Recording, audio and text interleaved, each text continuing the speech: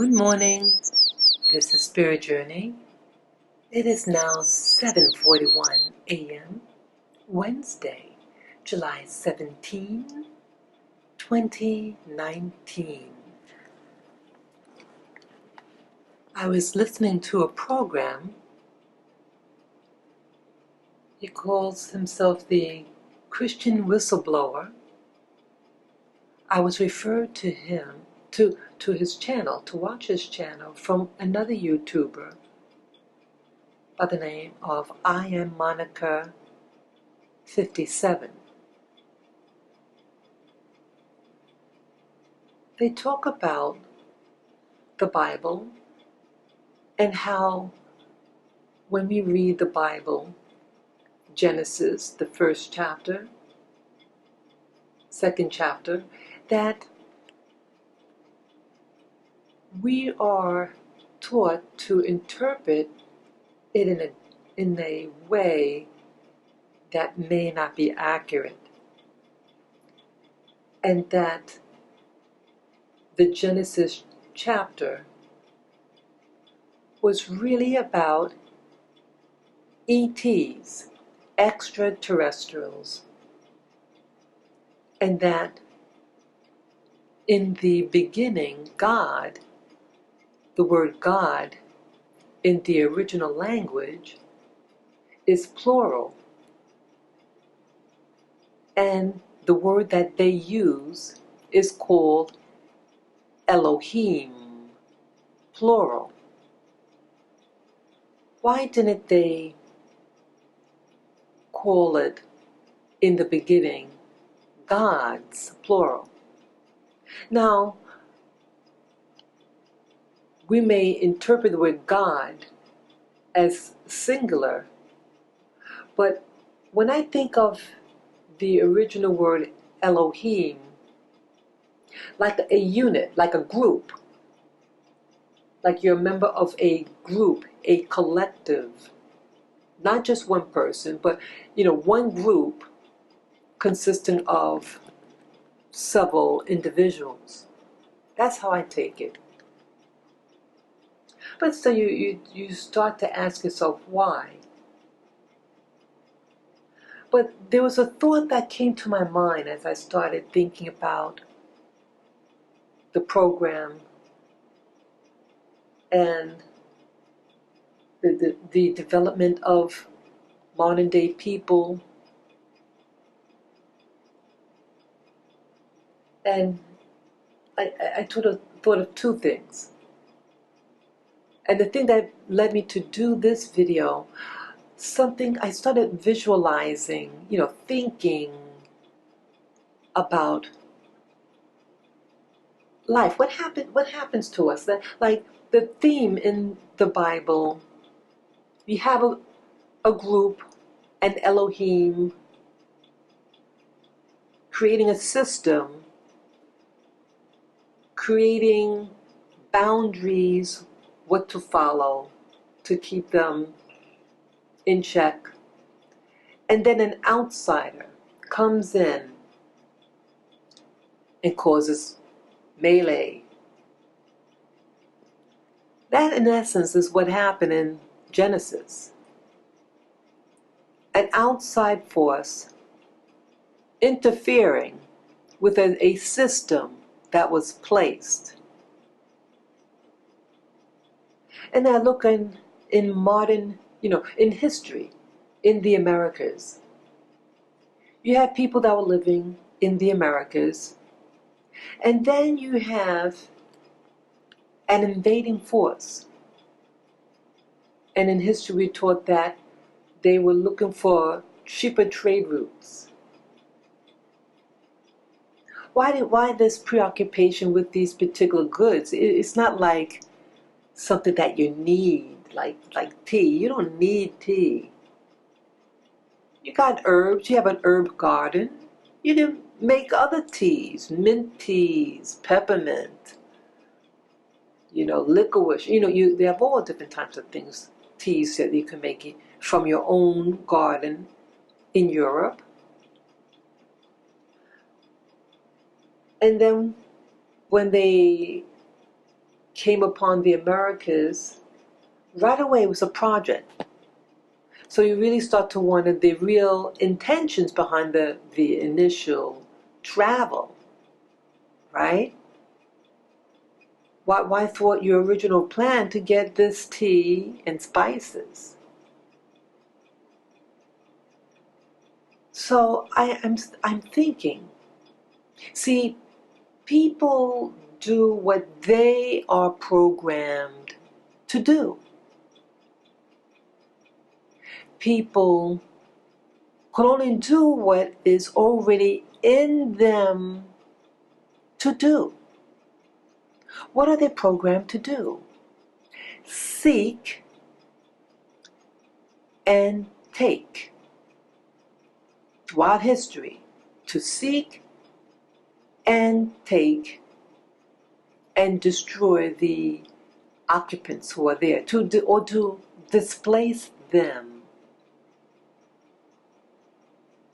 So it's like a mirror. You act like your fathers, right? We all have a father. So I started thinking, okay, this is the essence of this audio. A mirror. A mirror only reflects what it sees, and it bounces it back to the viewer. But what if you take two mirrors and you face them facing each other parallel? Perfect alignment. And then if you go in the middle of those two mirrors and look, what are you going to see? An infinite amount of you in the mirror. It's just an endless reflection. I think that's all what society is like here. We are only reflecting what's already programmed in us. We can't do anything outside of that. And so, look at history, what's happening now. You have Europe, then a segment of them relocated to the Americas, and of course they even migrated to the Pacific also. But we're going to stick with the Americas. And then what happened? Well, my mom's people were born and or raised in the Caribbean island of Martinique. That is a French overseas department. It's an overseas department of France, I should say. And in its history, there was a law that banned a particular segment of people from that island. They were not liked. Yeah. And even in parts of Europe, this same group was barred, kicked out of their country, of the country that they were occupied, that they were occupying, I should say. So it's interesting that this particular group, I'm not going to give the name of that group, but you could research on your own who this group is that was forced out of, forbidden to enter Martinique and kicked out of Southern Europe. And then, somehow, this group is now in the Americas. And doing extremely well, and is now pushing this group, the major group living in the Americas, including the US, and is creating melee in the Americas, in North America in particular. This reminds me again of the scriptures, of the ever fighting. It seems like people are here as extensions of those factions of the Bible in Genesis. This faction still exists and is working through our DNA/bloodline. We are not our own. We are being served like puppets. And then you have the puppeteer that are using the puppets in this dimension, in this realm, to do its business. And then I'm thinking, also in the Americas, what's happening? This hatred for black people, this hatred for the inhabitants of the Americas, the original people. So those people who were the inhabitants at the time of Columbus, and then to follow the Africans that were forcibly pushed here in the Americas. But you notice it's those groups, whether they're pure bloods or mixed race people, they socially are at a more disadvantage economically, socially, health-wise, for some reason. And now they want to try, the media is saying, oh, we're equal. And the word reparation seems to irritate the system. And there's a reason for that. There was never an intention for us to be equal. But I asked myself, okay, to really stick with the, not to veer off too much on why I'm doing this audio. Now you have those groups I was just mentioning that are at a social disadvantage. Now I ask myself, why? Well, in sticking with the theme of the Bible, you have the original inhabitants, and then there was a hijacking.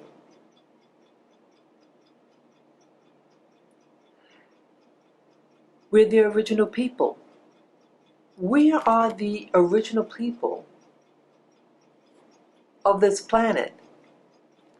And so when they see people that look like me in the other's genetics, it doesn't vibe. There's antagonism. This original people are a stench to the conqueror's nose. So why is there conflict against the African, the original people of the Americas, pre-Columbian people? Well, the invader knows who's the original. Their plan doesn't include us. We're used as a slave force, a perpetual slave force. I saw a picture. I did take a snapshot of it, and it showed a picture of a good-looking black man wearing a suit and tie, it's a red tie, and it was for the Secret Service. Yes, the Secret Service is the FBI. So now they're encouraging black people now, black men, to be working for the Secret Service.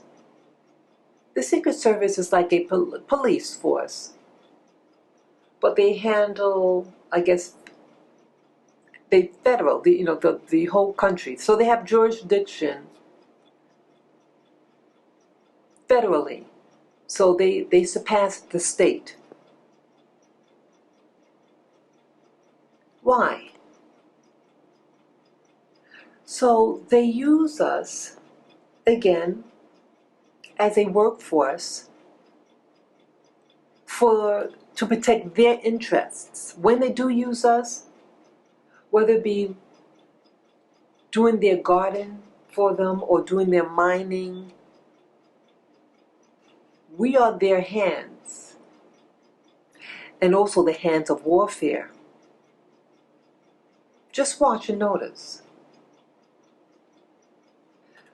So this hijacking people of the Bible is still doing the mess and still messing with the natives.